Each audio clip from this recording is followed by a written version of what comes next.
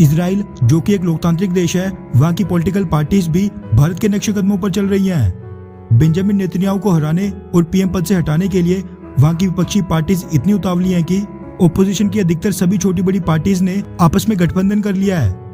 और जो political scenario आज की डेट में इजराइल में है, ठीक वैसा भारत के 2019 लोकसभा चुनाव से पहले था, जब तृणमूल कांग्रेस से लेकर सपा, बसपा, आम आदमी पार्टी और भारत की सभी छोटी बड़ी पार्टीज पीएम मोदी को हटाने के लिए एक साथ आ गई थी। हालांकि उस वक्त भारत में तो ये सभी मिलकर भी प्रधानमंत्री मोदी को हटा नहीं पाए और वो 2019 लोकसभा चुनावों में 2014 से भी बड़ा बहुमत लेकर जीते थे। मगर इजराइल में क्या होगा वो भी किसी को नहीं पता। नए इजरायली पीएम के रूप में नफ्ताली बेनेट का नाम सामने आ रहा है, जो बेंजामिन नेतन्याहू के 12 साल के कार्यकाल को खत्म करेंगे। पिछले 2 सालों में इजराइल में 4 बार इलेक्शंस हो गए हैं, जिनमें क्लियर मैंडेट किसी को भी नहीं मिल पाया है।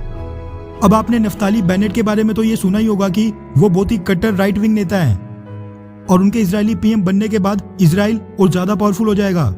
वो फलस्तीनियों और मुस्लिम देशों के खिलाफ और ज्यादा कार्रवाई करेंगे।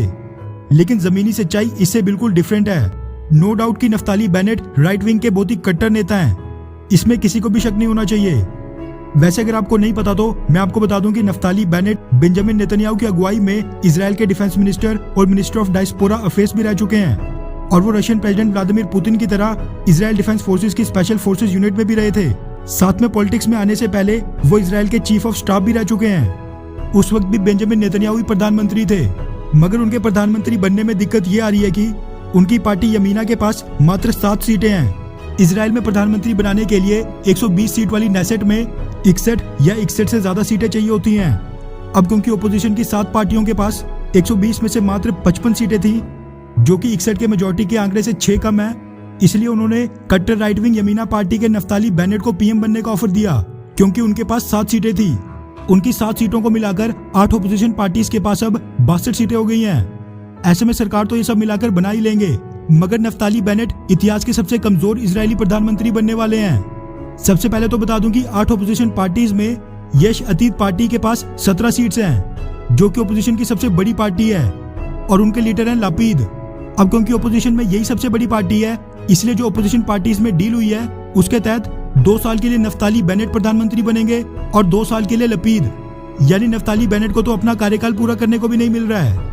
दूसरा कारण ये है कि ये जितनी भी ओपोजिशन की पार्टीज हैं, इनकी विचारधारा बिल्कुल अलग अलग है। कोई लेफ्ट विंग का है, कोई सेंट्रिस्ट, तो कोई राइट विंग का है। और सबसे बड़ी दिक्कत यह है कि इन सभी 8 ओपोजिशन पार्टीज में एक अरब इस्लामिस्ट राम पार्टी भी है, जिसके पास कुल 4 सीटें हैं। अब ये राम पार्टी फलस्तीनियों के साथ सहानुभूति रखती है और ये इजराइल के इतिहास में पहली बार होगा जब किसी अरब इस्लामिस्ट पार्टी के योगदान से इजराइल में कोई प्रधानमंत्री बनेगा। ऐसे में अगर नफ्ताली बेनेट प्रधानमंत्री रहते फलस्तीनी सेटलर्स या शेख जर्रा में रह रहे फलस्तीनियों के खिलाफ कोई कार्रवाई करेंगे, वो ये अरब इस्लामिस्ट पार्टी कभी नहीं होने देगी।